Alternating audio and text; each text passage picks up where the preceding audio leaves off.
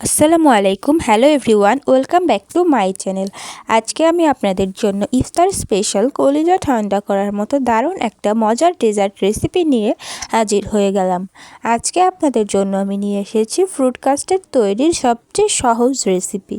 এভাবে fruit custard তৈরি করলে সবাই অনেক বেশি পছন্দ করবে।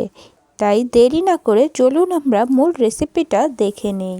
ফ্রুট কাস্টার্ড তৈরি করার জন্য এখানে আমি একটা পাতিলে 1 লিটার পরিমাণ দুধ নিয়ে নিয়েছি। এবার আমি এখানে হাফ কাপের চেয়ে একটু বেশি পরিমাণ চিনি দিয়ে দেব।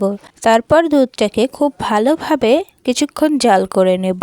কিছুক্ষণ জাল করে নেওয়ার পর এখানে আমি 3 থেকে 4 টেবিল চামচ পরিমাণ কাস্টার্ড পাউডার সামান্য একটু পানি দিয়ে মিশিয়ে জাল করে নেওয়া দুধের মধ্যে দিয়ে দেব।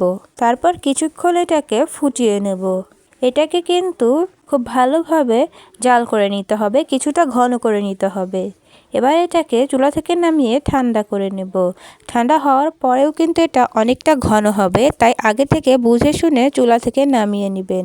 এবার এখানে আমি ফলগুলো দিয়ে দেব। প্রথমে আমি একটা আপেলের টুকরো দিয়ে দিচ্ছি, তারপর দিয়ে দিচ্ছি 10-12টা খেজুর ছোট ছোট টুকরো করে নিয়েছি সেগুলো, তারপর 2টা পাকা কলার কেটে নিয়েছি সেটাও দিয়ে দিচ্ছি, তারপর প্রায় 1 কাপ পরিমাণ কালো আঙ্গুর কেটে নিয়েছি সেটাও দিয়ে দিচ্ছি, তারপর 2টা স্ট্রবেরি ছোট ছোট টুকরো করে কেটে নিয়েছি সেটাও দিয়ে দিচ্ছি। এবার কিন্তু এগুলো মিশিয়ে নিলে ফ্রুট কাস্টার্ড তৈরি হয়ে যাবে। আমি এখানে কিছু আইস কিউব অ্যাড করব। আইস কিউব অ্যাড করতে চাইলে করবেন, না চাইলে না করলেও হবে। চাইলে এটাকে ফ্রিজে রেখে দিতে পারেন, ইফতারের আগ দিয়ে বের করে নিয়ে তারপর পরিবেশন করবেন।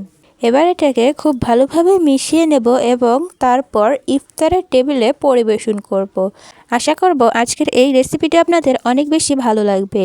যদি এই রেসিপিটি আপনাদের ভালো লেগে যায় তাহলে অবশ্যই আমার চ্যানেলের পাশেই থাকবেন, আর পেজ থেকে ভিডিওটা দেখে থাকলে পেজে একটা লাইক দিয়ে দেবেন। সবাই অনেক ভালো থাকবেন, সুস্থ থাকবেন, আমাদের জন্য দোয়া করবেন। পরবর্তীতে আরও অনেক সুন্দর সুন্দর রেসিপি নিয়ে হাজির হয়ে যাব। আজকের মতো এখানেই বিদায় নিয়ে নিচ্ছি। আসসালামু আলাইকুম। আল্লাহ হাফেজ।